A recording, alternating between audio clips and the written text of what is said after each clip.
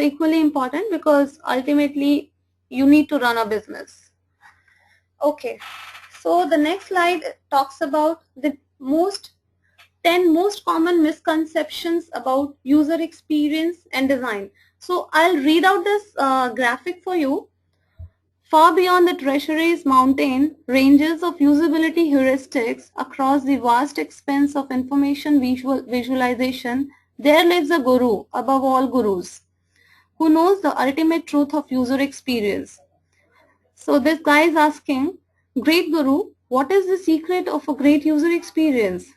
So what guru is replying? Well, it depends. Okay, so it's open-ended. It depends. There is no specific answer. So let's understand certain misconceptions about a user experience design. So what we are trying to tell you here is there is no fixed formula to get a good user experience in your platter. You actually need to discover a lot. You need to understand a lot of insights about your users, about your business objectives, about your marketing goals. Okay, the first misconception is user experience design is not just interface design. So user experience design and user interface design are two different things. You might be designing one user interface in silos, but you cannot design user experience in silos. When you design user experience, you design experience for complete application, not for single page. So like I've marked here, you design user experience for whole system and make sure that they are interconnected very well. Second, user experience design is not a single step process. So while we are working on a product, on a feature, on a service, user experience is not a single step process that, look, my deliverables are complete and here my job is done. No, it's not a single step process. It needs to be evolved gradually. You need to understand users on continuous basis because, for example, if the phase 1 is over, you can, if interested, you can find a lots of user insights because there is no perfect user experience, no perfect website. So similarly, if the phase 1 is delivered, you can find a lot of usability gaps, or probably if you're not usability gaps, you can discover a lot of areas where users are probably, if not, they are not interacting, they are not able to accomplish the task, or they are not actually looking at it.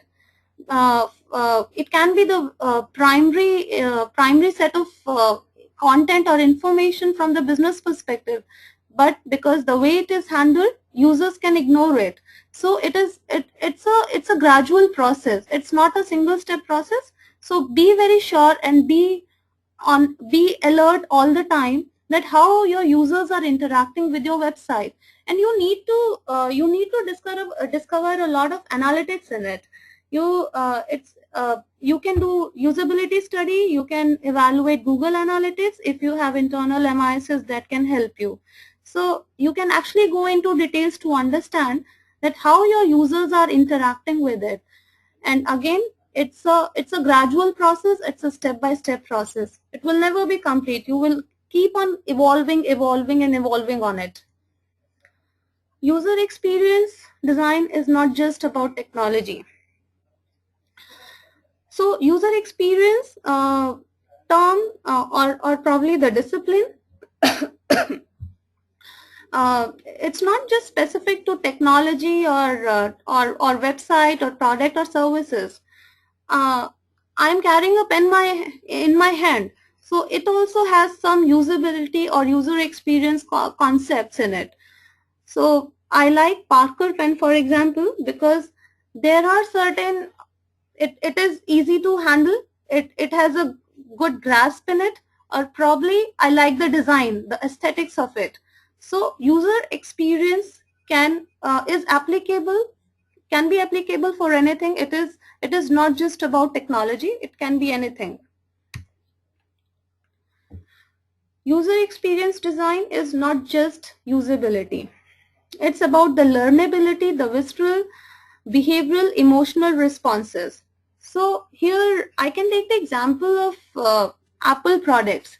So the people who carry Apple product are the proud owners, and they feel very proud that they carry Apple product, be it iPod, be it iBook, could be anything, but they are very proud owners.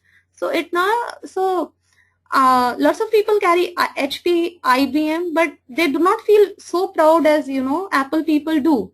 So the reason is that there is an emotional bonding between that product and the owner. And then why bonding is there? It's not just by mistake. The Apple has been designing its product in such a way that there is an emotional bonding. If you want to explore this subject in detail, you will find lots of content on the net that there is a emotional design concepts behind every product. Not everyone is able to actually map their the emotional design concepts in the product, because it's not easy, but there are certain, like Apple is doing it very well. So it's not just about usability, there are lots of other aspects which you cover in user experience design. User experience design is not just about user. So again, user objectives are very important, we have discussed, but similarly business objectives are equally important, and we need to consider them. So we are designing for business only. So your business objectives and your user objectives both should be very clear in your mind while you take design decisions. And sometimes it will happen that because business objectives are so important that you might overrule user's goal, because business objectives are so important to consider. User experience design is not expensive. So you do not need to create personas, user research, and all this fancy stuff every time. I'm sure the designers sitting across, they have lots of options and techniques and tricks to deal with the situation which come across. So just don't depend on the personas and user research every time.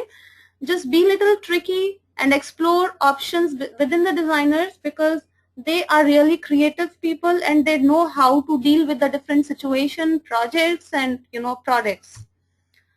User experience design is not easy. So there are 4 points in it. All assumptions, no validation. Do not make assumption. If you're making assumption, just got it validated. One size fits all solutions. It's not true. So be very careful. Do not make it feature heavy. And design decisions during development, don't do that.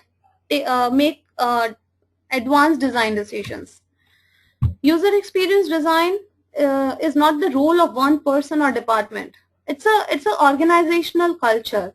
So if user experience design is compartmentalized to just one team and one department, you might not be able to achieve the user experience. For example, again, Apple, the kind of product which Apple is launching, it's not just restricted to their user experience team.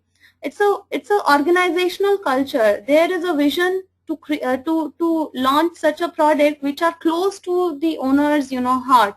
So creating good user experience, or creating a meaningful and a enriched user experience product, it's an organizational culture. But yes, you can definitely start from a team and it can evolve till the organization.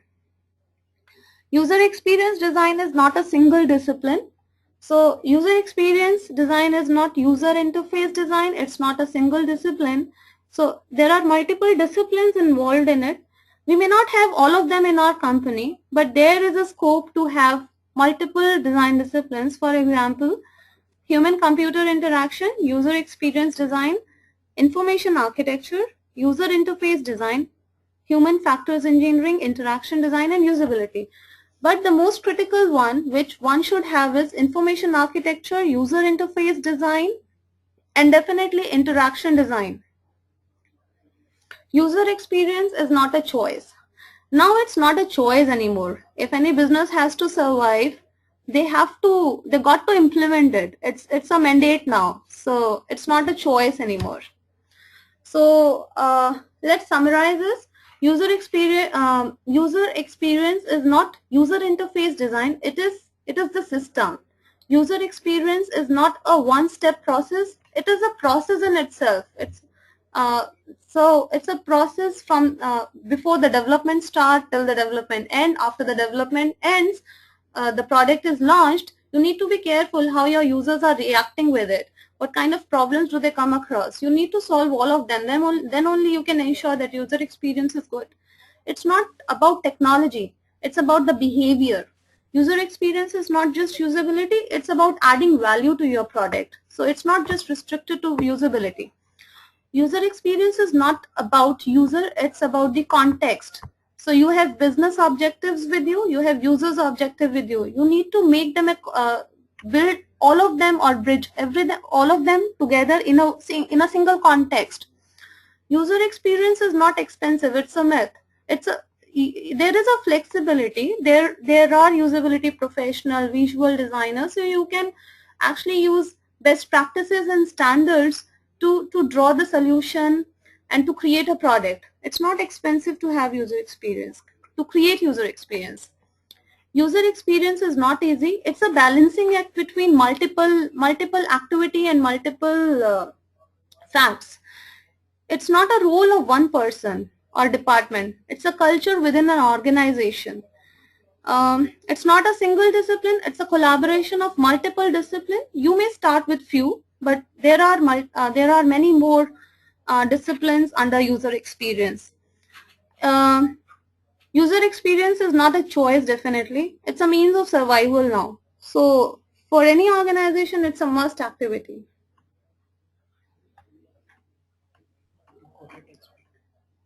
I need to see slide.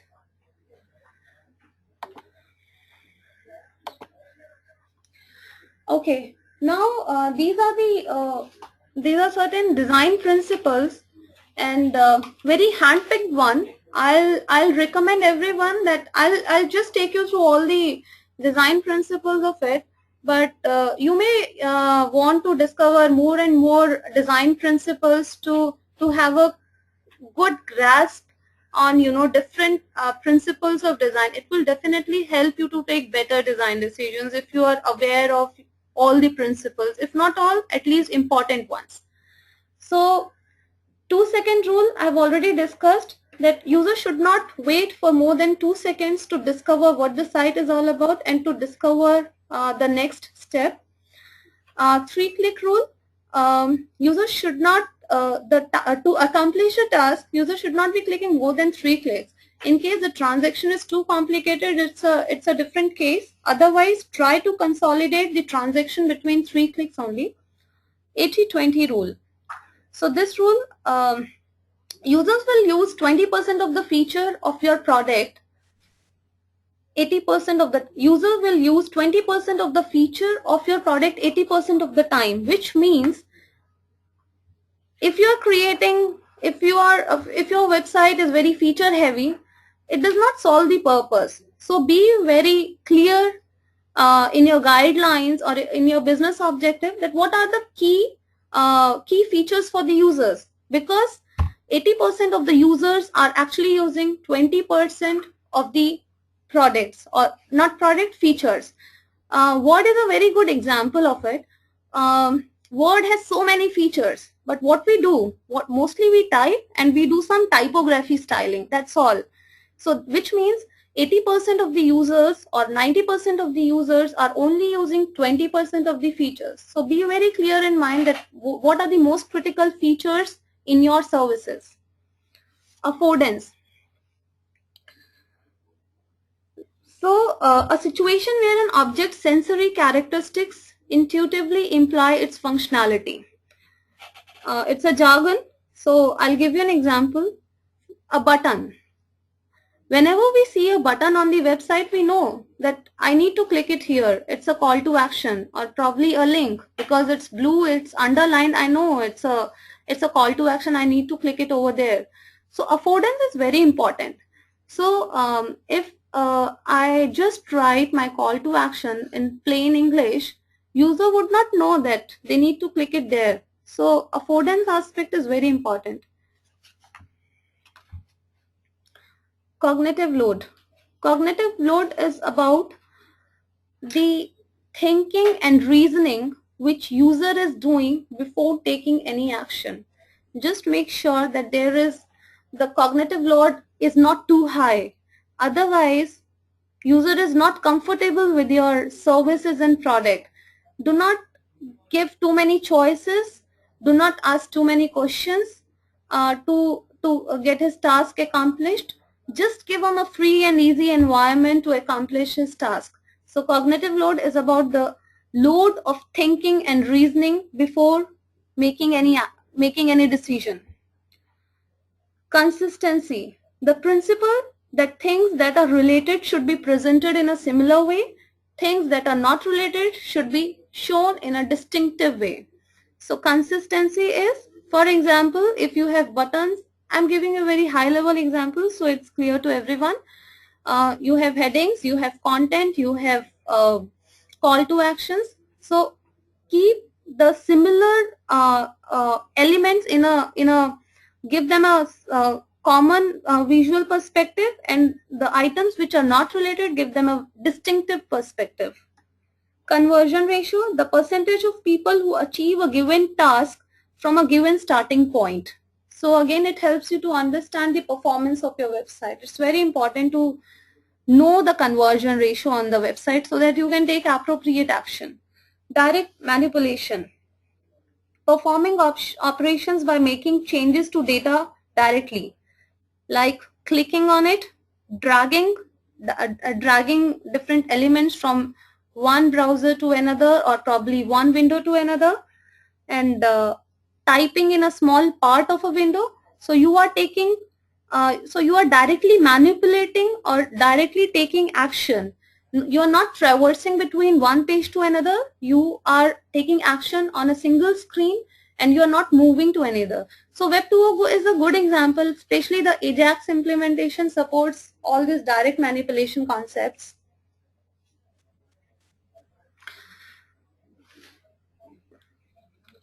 Then display inertia. Do not make too many changes on a screen, because there is always an inertia of looking at screen once again and again over. So do not make frequent changes on a screen. If user input has been done, so just change that particular area of that screen. Facebook is a very good example. Most of the time you are on the same page.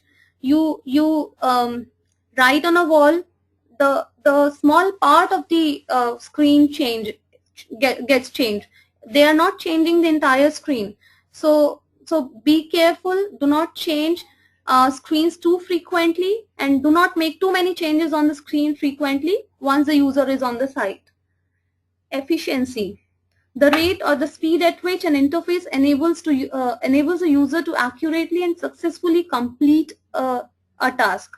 So how accurately and successfully user completes a task is the efficiency. Efficiency of not user but of the website. Effectiveness. The degree to which an interface facilitates a user in accomplish the task.